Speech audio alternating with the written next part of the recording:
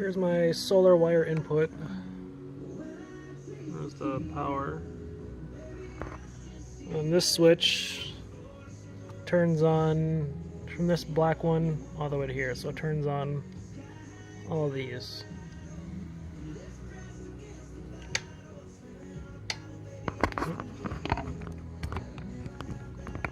That was one-handed.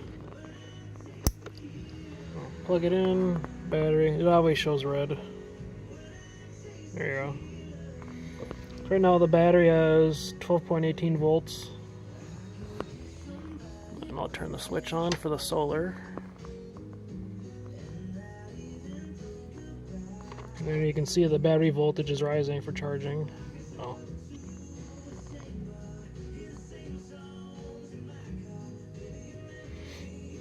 Yep, yeah, the battery's charged when it's flashing. And I actually peeled off this top thing and put a little bit of hot glue on the very tops of these so you can see the LED lights a little bit easier. Yeah, I'm gonna push that button. You push this, it'll turn the power output off. There, power's on. And on the back, these two are solar power or 12 volt input, and this is the output. So output, input.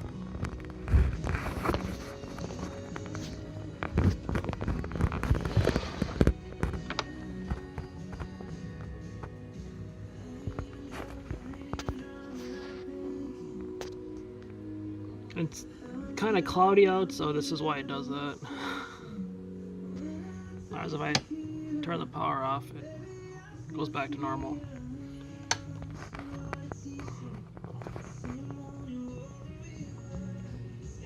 And that's about it.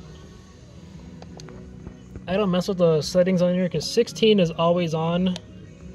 So it's not on a timer. If you do the different, I think there's like 8. I think it is either 16 or 18 different modes and different numbers. It's on for like an hour and it's off for so many hours and all that. But I keep it on, so.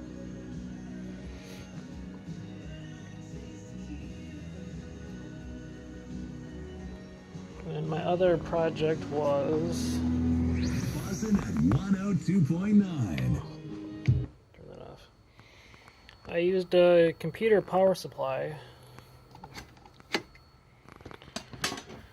And yellow wires are 12 volts.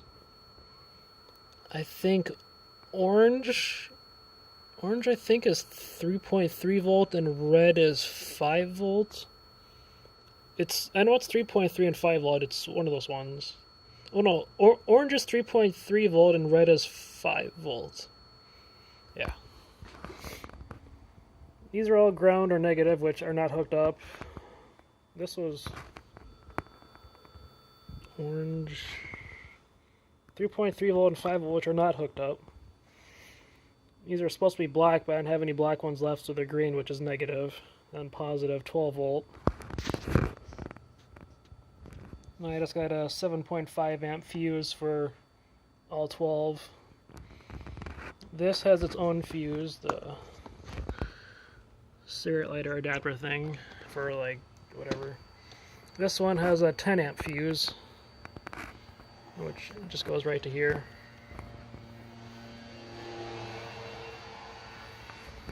Then I got 2 yellows, can't even see it, 2 yellows on this terminal, 2 yellows on this one, and then the 2 blacks. And these connections on the back are for the speakers. That one right there is for the antenna. Yeah. This one shuts off power to all of these outputs, including this. This means that there is power to the power supply. As you can see, I don't know if you can, I'll show it. It's too dark. Right, there you go.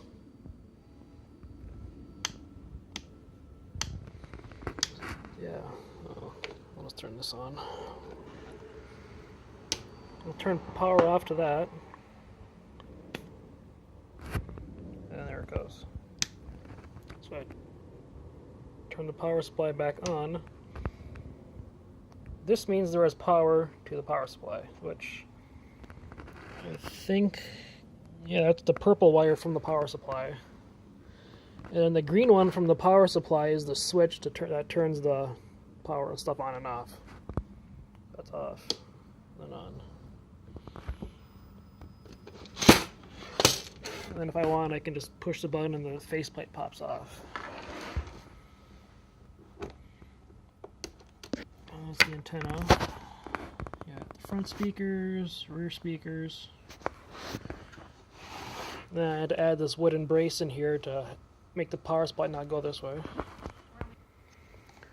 And I'm thinking about putting another thin one right across here, because the fan is like taking up this spot. I just don't want it to come popping up. So, otherwise, that's about it for this power supply. The old one was 400 watts, which was kind of old, and the fan just sounds terrible. And this one is 600 watts, which is really nice. A little overkill for what I'm going to use it for, but 600 watts, and I think it does 25 amp output for 12 volt, which is nice.